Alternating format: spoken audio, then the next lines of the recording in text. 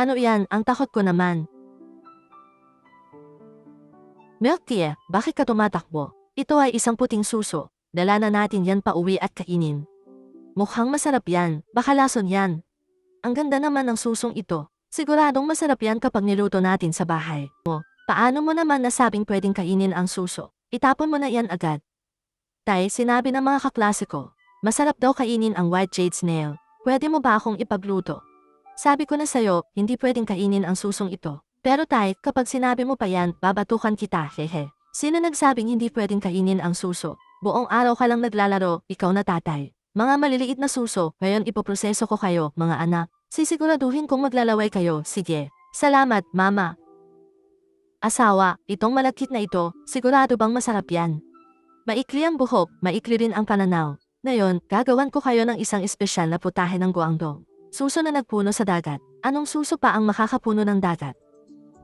Hindi rin ako naniniwala, Diffie.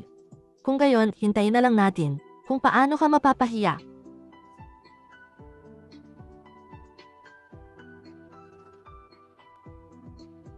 Diyan ang dishwashing liquid. Para linisin.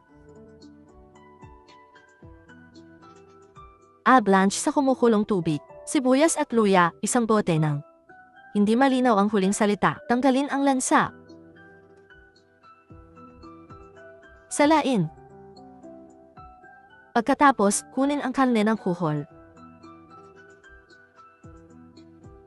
Pagkatapos, hiwain ng pino ang karne ng kuhol. Ilagay ang tinadtad na karne, shiitake, hipon, at dried scallop. Magdagdag ng 2 itlog, asin, chicken powder, toyo, at oyster sauce, at haluin ng mabuti.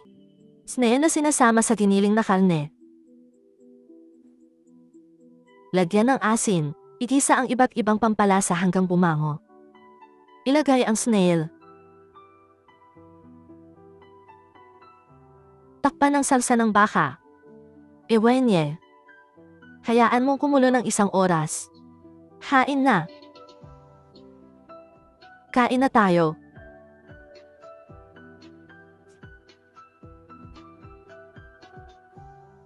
Asawa, talagang nakakain ba yan? Tikman mo na lang para malaman mo.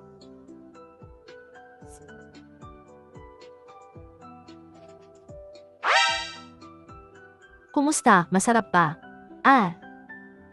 Ito ba? Hindi ko pa natitikman. Tikman ko pa ulit. What? Ano na ba talaga? Masarap ba? Yitten. Tingnan ninyo, ano iyon doon? Hahaha, ang sarap talaga, hoy. Hindi ba't sinabi mo na hindi pwedeng kainin ang suso? Hindi ko inakala na magiging ganoon kasarap, hahaha. Milk tea, bilisan mo. Tay, hintayin mo ako.